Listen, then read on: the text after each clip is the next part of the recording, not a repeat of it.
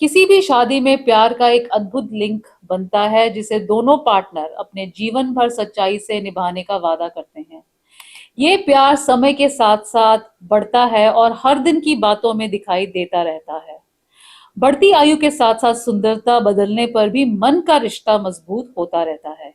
क्या हमारे शरीर और आत्मा का भी ऐसा ही रिश्ता है और इसे हमें कैसे जीना है? आज हम इसी टॉपिक पे बात करेंगे। शुरू करते हैं परमेश्वर के वचन से।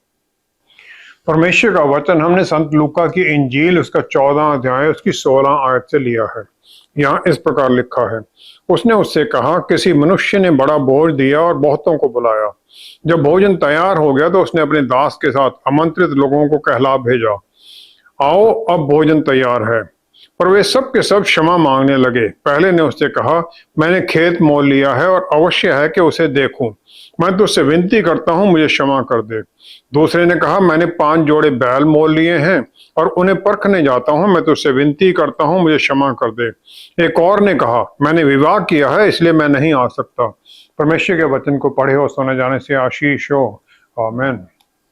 हमारे जीवन में अपने आप से और दूसरों से रिश्ते किन बातों पर और कैसे निर्भर हैं? जैसे अभी हमने पढ़ा भी था, शादी की दावत में बुलाया गया लेकिन लोग शामिल नहीं होना चाहिए, कोशिश नहीं की। परमेश्वर ने भी यहाँ पर हमारे लिए रिश्ता बनाया है, आत्मा का, सोल का और शरीर का, जिसके द्वारा हम स्वर्गीय स्थानों से जुड़ते हैं, यहाँ धरती पर भी जुड़े रहते हैं। इसका बैलेंस होना बहुत जरूरी है। अगर ये बैलेंस बिगड़ जाता है तो सब कुछ खराब होने लग जाता है, हम पाप में डूबने लग जाते हैं।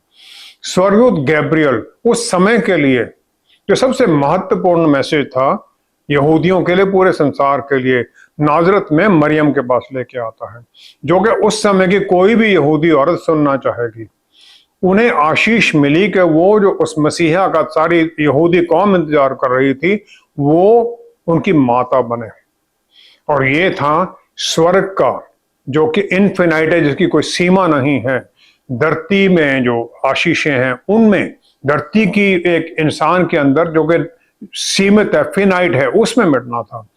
आत्मा का जिसमें भरपूरी है, शरीर के साथ मिलाप था इस धरती के ऊपर, ये वहां पर उस समय हो रहा था। लूका का पहला अध्याय 35 से 38 आयत में गैब्रियल फिर मरियम को किस प्रकार ये गर्भ धारण होगा उसके बारे में बताता है। उसने कह दिया, पवित्र आत्मा तुझ पर उतरेगा और परम प्रधान की सामर्थ्य तुझ पर छाया करेगी, इसलिए वह पवित्र जो उत्पन्न होने वाला है परमेश्वर का पुत्र कहलाएगा। परमेश्वर का बल तुम्हारे ऊपर आ जाएगा और उसके द्वारा ये होगा। मरियम एक दुनिया की शारीरिक इंसान है, औरत है, कुमारी है, और उसके ऊपर परमेश्वर के बल ने उतरना, पवित्र आत्मा परमेश्वर के द्वारा, परमेश्वर का बल उसके ऊपर प्रकट होना, उसके द्वारा फिर आगे गर्भ धारण होना। परमेश्वर ने ये सब कुछ कर दिया, उसमें कोई किसी तरह की कोई खास दिखावा होना नहीं था। उनके काम में अद्भुत तरीके से पवित्र आत्मा ने काम किया और प्रभु यशुवन में आ गए। परमेश्वर ने स्वर्ग और धरती अपने अद्भुत बल और शक्ति से बनाए, जबकि कुछ भी नहीं था उससे पहले। स्वर्गदूत गैब्रियल ने मरियम को उसकी जो रिश्तेदार एलिजाबेथ थी, जो कि बुढ़ापे में थी, जिसका कोई बच्चा नहीं था, उसके भी बच्चे प्रेग्नेंट होने की खबर दे दी, जो कि परमेश्वर की आशीष थी। इस प्रकार उसने उन्हें बता दिया परमेश्वर के बल के बारे में। उसने कहा कि परमेश्वर के सामने कुछ भी असंभव नहीं है। और फिर हम आगे देखते हैं कि जो ही मरियम ने अपने आप को परमेश्वर की उस आज्ञा के सामने समर्पित कर दिया, परमेश्वर के पुत्र उसके गर्भ में पहुंच गए, क्योंकि ये परमेश्वर की किसी अद्भुत शक्ति का डिस्प्ले नहीं था, वो अद्भुत काम हो गया। और ये था परमेश्वर की डायरेक्ट इच्छा, एक धरती पर जो इंसान है उसके द्वारा पैदा होना। प्रभु यीशु अपनी माता के गर्भ में किसी दूसरे बच्चे की तरह बढ़ते गए और सही समय पर उनका जन्म हुआ। उनके जन्म के समय पर स्वर्गीय जो शक्ति थी वो एक शरीर के अंदर प्रकट हो गए। टालमुड, जो कि यहूदी लोगों का ग्रंथ है, जिसमें यहूदी राइटिंग्स और उनकी जो लॉ व्यवस्था और ट्रेडिशन के बारे में लिखा गया है, और ये 300 से 500 साल के अंदर लिखा गया था उस समय। उसके अनुसार शमूएल संत ने अपने स्टूडेंट रबी यहूदा को बोल दिया, चतुर पकड़ और खा, पकड़ और पी, क्योंकि ये जीवन जो हम जी रहे हैं इस दुनिया में जिसमें हम चल रहे हैं, ये एक शादी की तरह है। उन्होंने उसे ये नहीं कहा कि बस खाते पीते जाओ और आनंद मनाओ, शारीरिक लालसाओं को पूरा करो। उन्होंने कहा इस समय में जियो, इस समय के लिए नहीं बट इस समय में जियो, इस समय का इस्तेमाल करो। उत्पत्ति 25 अध्याय 8वीं आयत में अब्राहम की मृत्यु बुढ़ापे में होती है और लिखा गया वो बूढ़ा था और उसका जीवन सालों से भरा हुआ था। His life was full of years, क्योंकि वो हर दिन परमेश्वर के सामने समर्पित उनकी इच्छा पूरी करने के लिए जिया। उसने अपने जीवन को सालों से भर लिया और सालों को जीवन से भर लिया। हर दिन उसका जीवन कुछ ना कुछ करता था। ये गिनती के बारे में नहीं है, लेकिन उन सालों का जो रिजल्ट था उसके बारे में है, भरपूरी का रिजल्ट उसके बारे में है। जीवन एक शादी की तरह है जो फटाफट गुजरता है और बहुत लोग तो इसका पूरी तरह से आनंद नहीं उठा सकते हैं, क्योंकि वो कल की इंतजार करते हैं जब अच्छा होगा, जो कभी भी नहीं आता है। हर एक इंसान के एक शरीर है जिसमें एक आत्मा है जो परमेश्वर की तरफ से है, और शरीर और आत्मा को जोड़ने के लिए एक सोल, एक प्राण है उसके अंदर। जो सोल है ये फीलिंग और लॉन्गिंग, जो उसके अंदर लालसाएं हैं परमेश्वर की तरफ जोड़ने के लिए, वो है। एक तरफ उसको आत्मा के साथ जोड़ना है, दूसरी तरफ शरीर के साथ जोड़ना है। एक बच्चे का जो जन्म होता है वो आत्मा और सोल का इस धरती के ऊपर मिलन है शरीर के साथ। और इस रिश्ते के अंदर जो एक किसी भी शादी की तरह दोनों को एक दूसरे की भलाई का, अच्छाई का देखना है। लेकिन इसमें जो हम पाप की प्रवृत्ति में हैं, शरीर चाहता है कि उसकी इच्छाएं पूरी हों, जबकि वो प्राण की या आत्मा की जो इच्छाएं हैं उनको, जो स्वर्गीय जुड़ने की तरफ हैं, उनको वो इग्नोर करना चाहता है। जो जीवन है उसमें रिश्ते के अंदर पूरी तरह से परफेक्ट बैलेंस होना चाहिए, जिसमें कि परमेश्वर की आवाज और उसके वचन के द्वारा और उनकी आत्मा के द्वारा जो हमें मिलती है उसके अनुसार हो। जब उसके अनुसार चलता है तो बैलेंस होता है। एक प्रीस्ट के लिए, याजक के लिए परमेश्वर के भवन में काम शुरू करने के लिए 30 साल की उम्र निश्चित की गई थी और 50 साल तक उसे वो सेवा करनी थी, गिनती 4 की 35 आयत के अनुसार। 12 साल की उम्र में प्रभु यीशु, उनके माता पिता यरूशलेम आए 500 वर्ष का जो पर्व था उसके लिए। जब पर्व खत्म हुआ तो वो वापस चल पड़े, और दोनों, क्योंकि औरतें जो मर्दों से अलग चलती थी कैरवां के अंदर, दोनों को ये पता ही नहीं चला कि प्रभु यीशु पीछे ही रह गए हैं। एक दिन का रास्ता जाने के बाद में उन्हें ये पता चला। फिर हम देखते हैं वो वापस आते हैं। वापस आकर जब प्रभु यीशु को ढूंढते हैं तो तीसरे दिन उन्हें वो पाते हैं, लूका 2 की 42 से 52 आयत के अनुसार। वहां पर वो जो वचन के ज्ञानी हैं उनके साथ वाद विवाद करते हुए पाते हैं। और यूसुफ और मरियम जब उनसे ये पूछते हैं कि आपने ये क्यों किया, तो प्रभु यीशु ने उत्तर देते हैं कि तुम मुझे क्यों ढूंढते थे? क्या नहीं जानते थे कि मुझे अपने पिता के काम में होना आवश्यक है? I must be about my father's business. लेकिन फिर वो उनके साथ चल दिए और उनकी अधीनगी में रहे, वश में रहे, और उनकी माता ने ये सब बातें अपने मन में रखी। 51 आयत में आगे लिखा है, और प्रभु यीशु बुद्धि और डील डॉल में और परमेश्वर और मनुष्यों के अनुग्रह में बढ़ते गए। जो उनकी आज्ञाकारिता में चले तो आदमियों के सामने भी, परमेश्वर के सामने भी वो बढ़ते गए। जो जीवन के पहले शुरू के दिन होते हैं उनमें ये जरूरी है कि बच्चा अपने माता पिता की अधीनगी में रहे। निर्गमन 20 की 12 आयत में लिखा गया है, तो अपने पिता और अपनी माता का आदर करना, जिससे जो देश तेरा परमेश्वर यहोवा तुझे देता है उसमें तो तू बहुत दिन तक रहने पाए। जो तुम्हें मिला है उसको तुम आनंद ले सको, उसको एंजॉय कर सको। और ये फिर हमारे काम का जो फल है उसके बारे में भी है। प्रभु यीशु इस धरती पर आए, जो व्यवस्था है उसे पूरा करने के लिए, किसी भी तरह से उसे तोड़ने के लिए नहीं आए। और इस प्रकार उन्होंने एक बैलेंस बना लिया, जो बैलेंस हमें भी जरूरी है, सोल का आत्मिक भोजन के द्वारा और शरीर का जो धरती की तरफ से भोजन है वो मिलने के द्वारा, ताकि दोनों एस्पेक्ट स्वर्गीय और धरती का दोनों पूरे हों। रब्बी यहूदा को यही बताया गया था कि सोल के लिए वो बैलेंस बना के रखना जरूरी है, उसे खाना मिलता रहना चाहिए। टाइम बीतता जा रहा है, इसे पूरा देते रहो। और ये शादी की तरह है, और ये शादी है धरती और स्वर्ग के बीच में हमारा मिलाप है, हम उसको पूरा करते हैं।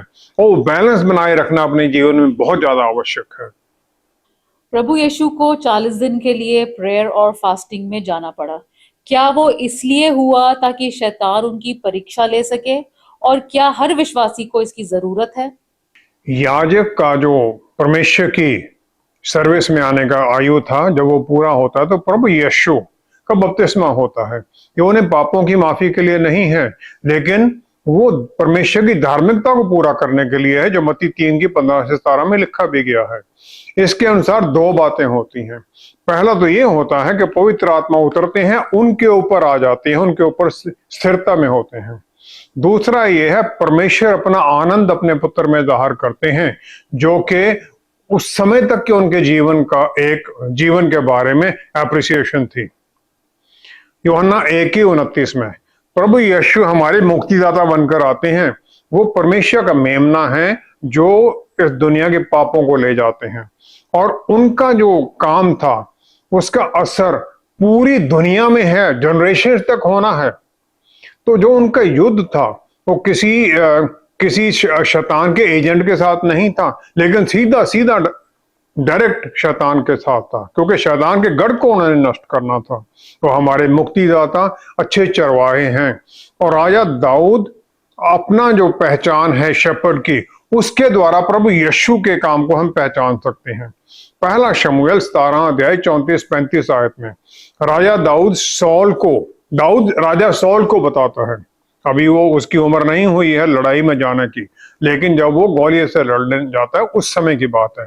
वो कहता है शौल को अपने बारे में, कहता है, जब कोई सिंह या भालू झुंड में से मेमना उठा ले जाता तब मैं उसका पीछा करके उसे मारता और मेमनों को उसके मुंह से छुड़ा लाता, और जब वह मुझ पर हमला करता तब मैं उसके केश को पकड़कर उसे मार डालता था।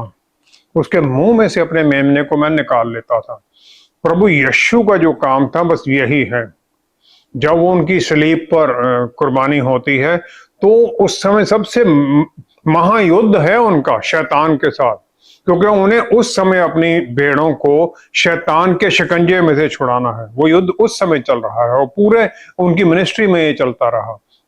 इसके द्वारा फिर हम देखते हैं आगे कि जब वो बपतिस्मा होता है उनका, तो जो उस समय तक उनका स्वर्गीय और धरती का जो रिश्ता है वो बिल्कुल बैलेंस में है। लेकिन जब पवित्र आत्मा उतरते हैं तो ये बैलेंस बदलना है, उन्हें स्वर्गीय की तरफ ज्यादा मुड़ना है, क्योंकि उस समय के बाद आत्मिक युद्ध शुरू हो जाना है। तो उस समय इसीलिए उन्हें लूका 4 की 1 से 2 आयत के अनुसार हम देखते हैं, बपतिस्मे के बाद पवित्र आत्मा परमेश्वर उन्हें विल्डरनेस जंगल में ले जाते हैं। वहां पर वो 40 दिन 40 रात तक कुछ नहीं खाते हैं, और शैतान उनकी परीक्षा लेता है। शैतान और उसके एजेंट जो दुष्ट आत्माएं हैं, वो हर पल उन लोगों के खिलाफ काम करते हैं जो कि परमेश्वर का काम या उनके स्वर्ग राज्य के कामों के लिए लगे हुए हैं। जिस लेवल पर कोई काम कर रहा है उसी लेवल का एजेंट या दुष्ट आत्मा उसके सामने आती है। पौलुस रसूल को शैतानी ताकतों ने बुरी तरह से चैलेंज किया, उन्हें बहुत तरह से उन्हें सताया भी, और उनकी मिनिस्ट्री के अनुसार फिर उन्होंने पहचान कर दी कि किस तरह के लेवल हैं इनके दुष्ट आत्माओं के। अफिसियों के पुस्तक 6 अध्याय 12वीं आयत में उन्होंने 4 लेवल वहां पर बता दिए। मेरी समझ के अनुसार सबसे जो छोटा, सबसे जो नीचे वाला लेवल है वो प्रिंसिपैलिटी है। वो क्या है? प्रधानों से, और इसके ऊपर फिर आ जाता है प्रधानों के ऊपर अधिकारियों से। पावर्स हैं, ये पावर है जो कि अथॉरिटी जिनके पास है, जो ये नीचे प्रिंसिपैलिटी थी उसके ऊपर इनके पास अधिकार है। इसके ऊपर जो अगला जो वो लेवल है वो है रूलर्स ऑफ डार्कनेस, अंधकार के हाकिमों के ऊपर, अंधकार के हाकिमों का जो नेक्स्ट लेवल है। और इन्हें एक पूरे रीजन के ऊपर अधिकार दिया जाता है और उन्हें उसी रीजन में भी रहना है। मार्कुस 5 की पहली 10 आयत में देखते हैं प्रभु यीशु गदारा के एरिया में हैं और जो वहां पर जो कब्रों में आदमी रहता था उसे एक लीजन जो कि 6000 के आसपास दुष्ट आत्माएं होती वो उसे परेशान कर रही थी। उस ग्रुप का, इतने बड़े ग्रुप का एक कमांडर भी था और वो ग्रुप उसके थ्रू पूरे इलाके पर कब्जा किए हुए था। और जो ग्रुप था, जब प्रभु यीशु उसे निकलने के कहते हैं तो वो उनसे प्रार्थना करते हैं कि हमें इस देश से बाहर मत जाने दे। उन्हें वो एरिया दिया गया था और वो इंचार्ज है उस एरिया का, उसे उसी में रहना है। अगर बाहर जाएगा तो शैतान ऊपर से उसे दंड देगा। सबसे ऊपर जो पहला स्थान है वो है दुष्टता की आत्मिक सेनाओं से जो आकाश में है, spiritual host of wickedness in the heavenly places. और इन सब के पास एक बहुत बड़ा एरिया है जो को वो कंट्रोल करते हैं। अफशियों की पुस्तक 3रा अध्याय 10वीं आयत में हम देखते हैं, कलीसिया के द्वारा परमेश्वर का विभिन्न प्रकार का ज्ञान उन प्रधानों और अधिकारियों पर जो स्वर्गीय स्थानों में प्रकट किया जाए। कौन सा काम? मुक्ति का काम। हम वो प्रकट करते हैं उनके ऊपर, प्रभु यीशु ने जो कर दिया है। हर एक इंसान को एक जिम्मेवारी दी गई है, उसके साथ कुछ लोग जुड़े हुए हैं आत्मिक तौर पर, उसके परिवार में, उसके चर्च में या कोई और बड़ी ऑर्गेनाइजेशन है जिसको वो कंट्रोल करता है। जितने लोगों के ऊपर उसका असर चल रहा है उसी लेवल का उसके सामने अपोजिशन भी आएगी। मैरिज के अंदर शरीर और प्राण है और ये 2 लोगों के बीच में शादी होती है, उसमें बाउंड्रीज बनी हुई होती हैं। ये बाउंड्रीज रोकती भी हैं और कंट्रोल करने के लिए हैं। शैतान का हमेशा कोशिश ये रहती है कि हम बाउंड्रीज को पार करें, उसके फिर अधिकार में चले जाएं।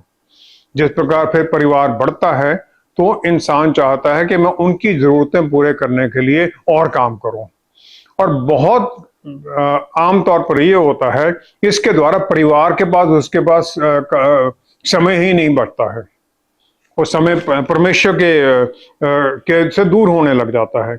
उत्पत्ति 2रा अध्याय 3री आयत में परमेश्वर ने सब कुछ बनाने के बाद में 7वें दिन समाप्त किया और उसने अपने किए हुए सारे काम में 7वें दिन विश्राम किया। और परमेश्वर ने 7वें दिन को आशीष दी और पवित्र ठहराया, सेंटिफाइड कर दिया उन्होंने 7वें दिन को।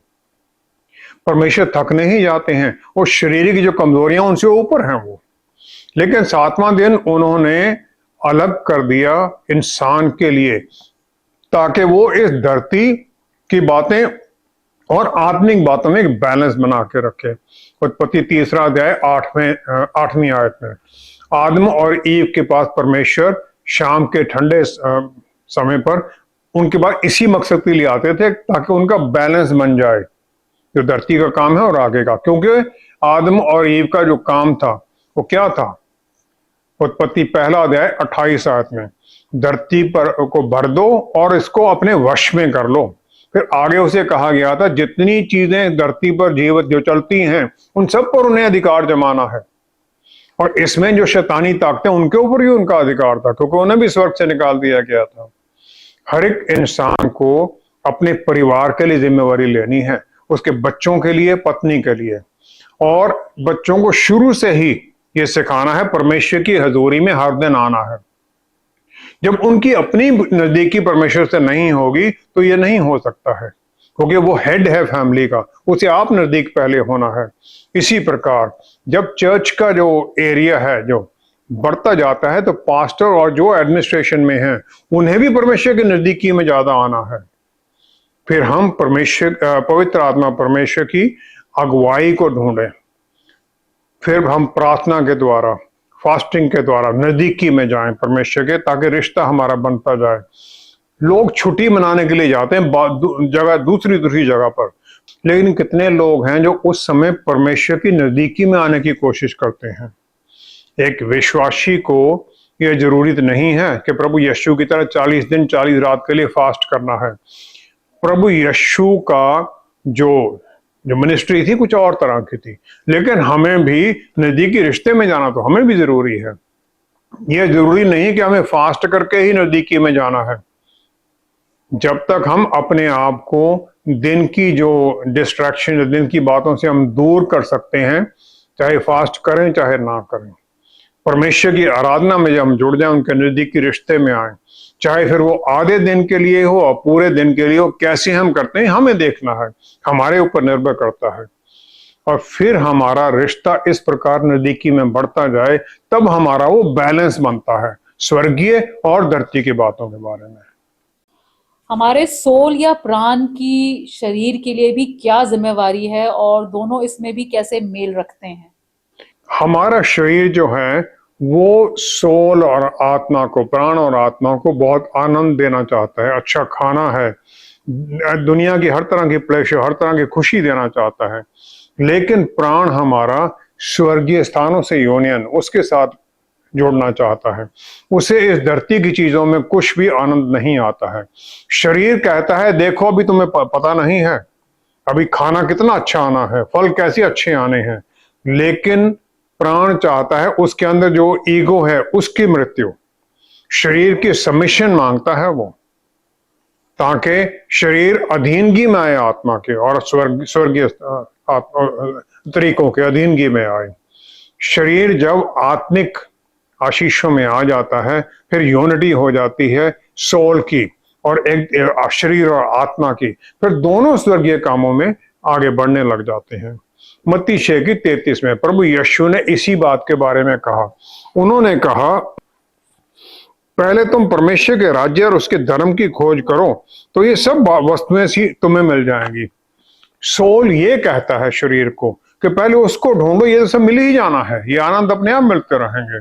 जब ये कमिटमेंट का हमारा एटीट्यूड बन जाता है, उसी के बारे में रब्बी यहूदा को बताया गया था। उसने कहा पकड़ और खा, सोल को, प्राण को जो भोजन है वो दूसरों की भलाई करना है, दूसरों की जो भूख है उसे पूरा करना है, वही आत्मिक भूख दूसरों में भी है। तुम पाओ और दूसरों को भी वो दो। फिर ये शादी है जिसका रिश्ता मृत्यु के समय खत्म हो जाना है, कॉन्ट्रैक्ट खत्म हो जाना है। जब तक ये शादी है तब तक इस रिश्ते को दूसरों की भलाई के लिए इस्तेमाल किया जाए, यही यहूदा को सिखाया गया था। हर एक के अंदर परमेश्वर ने कुछ पोटेंशियल, कुछ टैलेंट दी है जो कि उसके सोल, उसके प्राण में है, और इसे हमें पॉलिश करना है और इसे बढ़ाना है इस्तेमाल के द्वारा। और अपने रास्तों पर हम जो स्वर्गीय स्थानों के जो रास्ते हमें पता चलते हैं उनमें हम बढ़ते जाएं, तो ये जो गुण है ये भी बढ़ते जाते हैं और दूसरों की भलाई में, स्वर्गीय कामों में फिर हम इस्तेमाल करते हैं। हमें हर दिन अपने आप को इसके इस्तेमाल के द्वारा ऊपर उठाते जाना, परमेश्वर की इच्छा में बढ़ते जाना है। 40 दिन का जो फास्टिंग था प्रभु यीशु का, उसमें उनका जो शरीर, उनका सोल और आत्मा पवित्र आत्मा के साथ पूरी तरह से अलाइनमेंट हो गई, पूरी तरह से जुड़ गए। यूहन्ना 11:41-42 आयत में प्रभु यीशु लाजरस जिसे मृत्यु 4 दिन हो चुके थे, तो फिर वो उसे उठाने से पहले प्रभु यीशु ने स्वर्ग की तरफ अपनी आंखें उठाई और उन्होंने कह दिया, हे पिता, मैं आपका धन्यवाद करता हूं कि आपने मेरी सुन ली है। मैं जानता था कि आप सदा मेरी सुनते हैं। You always hear me. वो ऐसे कैसे उन्होंने कह दिया कि आप सदा मेरी सुनते हैं? उनका रिश्ता परमेश्वर के साथ इतना नजदीकी का था। परमेश्वर उनकी समझते थे, वो परमेश्वर की समझते हैं। लेकिन जब शारीरिक और आत्मिक जो प्रभु यीशु में जो जिस प्रकार पूरी अलाइनमेंट थी, जब ये होती है तो फिर दोनों एक दूसरे के साथ बिल्कुल यूनिटी में काम करते हैं। ये हमारे जीवन में ये दुनिया शरीर और आत्मा का जो गेटवे बन जाता है, उस गेटवे के द्वारा फिर उनकी महिमा की रोशनी हमारे अंदर चमकती है, ताकि दूसरों के अंदर जो पाप का अंधेरा है उसे हम उनको समझने में, उसे दूर करने में सहायता करें। जो चमत्कार है वो परमेश्वर ने हमें चुन लिया है, वो एक चमत्कार है और ये हमारे अंदर हर दिन काम करना चाहिए, क्योंकि हमें परमेश्वर ने सैंक्टिफाई किया, अलग कर लिया, अपने बना लिया हमें। तो हमें इस प्रकार आगे भी बढ़ना है, उस रिश्ते में जुड़ते जाना है। शरीर जो है धरती के एलिमेंट्स का बना हुआ है और इसकी प्रवृत्ति पाप की ही है। जो कि आत्मा है वो ऊपर से है कनेक्टेड, और कंट्रोल भी उसका पवित्र आत्मा परमेश्वर के द्वारा है। पवित्र आत्मा परमेश्वर हमें भरते हैं प्यार, बल और आत्म संयम के साथ, और इसके द्वारा फिर हम आत्म संयम से उस बल को इस्तेमाल करते हुए स्वर्गीय कामों में चलते हैं। इसका रिजल्ट दिखाई देता है गलातियों के पुस्तक 5वां अध्याय 22-23 में पौलुस रसूल ने इसका फल बता दिया। तो इसका फल क्या आता है हमारे जीवन में? प्रेम, आनंद, शांति, धीरज, कृपा, भलाई, विश्वास, नम्रता और संयम, ये हमारे अंदर आ जाते हैं। इस प्रकार फिर हमारा जो है धरती का है ये अलाइनमेंट पवित्र आत्मा परमेश्वर के साथ होता है। एक जवान औरत की एक बड़े धनाढ़ परिवार में शादी हो गई, और उसे उनके तौर तरीके नहीं पता थे। गेस्ट के सामने उसकी बड़ी बेइज्जती कर दी गई। उसने उसका बदला लेने के लिए परमेश्वर से बल मांगा कि मुझे इनके सामने नम्र स्वभाव दो, और फिर वो इस प्रकार सबका ध्यान रखने लग गई। बूढ़े हो या यंग हो, सबका उसने पूरे ध्यान रखा। उसका जो हार्ड वर्क था उसका रिजल्ट पे दिखने लग गया। सब उसकी तारीफ करने लगे दूसरों के सामने। जब हम इस प्रकार काम करते हैं तब रिजल्ट आने लगते हैं। परमेश्वर पेशेंट है हमारे साथ, वेट करते हैं तो हम उनके साथ चलें। जब हम उनके साथ चलने लग जाते हैं तो फिर वो हमें थोड़ा काटते हैं, छांटते हैं यूहन्ना 15:5-6 के अनुसार, ताकि हम और फल लाएं। लेकिन जो ब्रांच फल नहीं लाती उसे काट दिया जाता है, उसे आग में झोंक दिया जाता है, और शादी डिजास्टर हो जाती है, खत्म हो जाती है। इसी प्रकार शादी में जो रेस्ट्रिक्शंस और लिमिटेशंस हैं वो अपॉर्चुनिटी बनती है हमारे लिए कि हम दोनों इकट्ठे होकर उनके साथ उन रेस्ट्रिक्शंस में काम करते हुए ऊपर उठें। जो सेपरेशन है हमारी ये स्वर्गीय स्थानों से यहाँ धरती पर आने के कारण ये हमारे अंदर एक वो इच्छा आती है कि हम परमेश्वर की तरफ जुड़े, परमेश्वर के नजदीकी में जाएं। और जब हम ये करने लग जाते हैं तो फिर हमारे अंदर वो आनंद भर जाता है, और यही हमारे जीवन का सही मकसद है। सही मकसद हमारे जीवन का यहाँ पर आनंद मनाना नहीं है, लेकिन हमारे जीवन का यहाँ पर मकसद है आनंद मनाना स्वर्गीय स्थान को कामों को करते हुए। इस धरती की जो चीजें उनसे भी आनंदित होना, लेकिन आनंद हमारा केंद्रित हो स्वर्गीय चीजों की तरफ, स्वर्गीय कामों की तरफ, तभी हमारे जीवन का मकसद पूरा होता है। आइए हम प्रार्थना करें। पिता परमेश्वर, क्या ही धन्य है आपने हमें आशीष दी, वचन के द्वारा हमें अद्भुत तरीके से सिखाया है। पवित्र आत्मा परमेश्वर, हम सब जो जुड़े हुए हैं, हम सब में आप हैं। आशीष दीजिए कि हमारे जीवन में ये बैलेंस बने। जिन लोगों ने अभी तक प्रभु आपको अपना मुक्तिदाता नहीं माना है, उन्हें भी आशीष दीजिए। वचन के द्वारा वो जाने उनके जीवन में ये बैलेंस की कितनी जरूरत है, कितना उनके लिए अपने आप को आपके सामने समर्पण देना जरूरी है। वो भी समर्पित हों, और हम सब फिर मिलकर प्रभु आपकी महिमा करते हुए आनंद में चलें, स्वर्गीय स्थान के कामों में बढ़ते जाएं। पिता परमेश्वर, सारी महिमा, सारा आदर आपको देते हुए सब कुछ प्रभु यीशु के पवित्र नाम में मांगते हैं। आमीन, आमीन, आमीन। शादी की असली सच्चाई दिन प्रतिदिन साथ रहने और हर तरह की परेशानियों का सामना करने में आती है। परिवार के दूसरे लोग सहायता तो करते हैं, लेकिन सामना हमें ही करना होता है। हमारे प्राण और आत्मा हमारे शरीर के अंदर इसी प्रकार एक दूसरे से मेल मिलाप में परमेश्वर की इच्छा पूरी करते हैं। जब हम दूसरों के जीवन में खुशी लाते हैं तो उसका फल हमारे जीवन में भी दिखाई देता है। स्वर्गीय स्थानों पर प्रभु यीशु में हमारे लिए हर आशीष दे दी गई है। हम विश्वास में उसे प्राप्त करते हैं और आगे बढ़ते जाते हैं। बस यही जीवन की सच्चाई है। Thank you so much for watching. See you next time. Stay blessed. Shalom.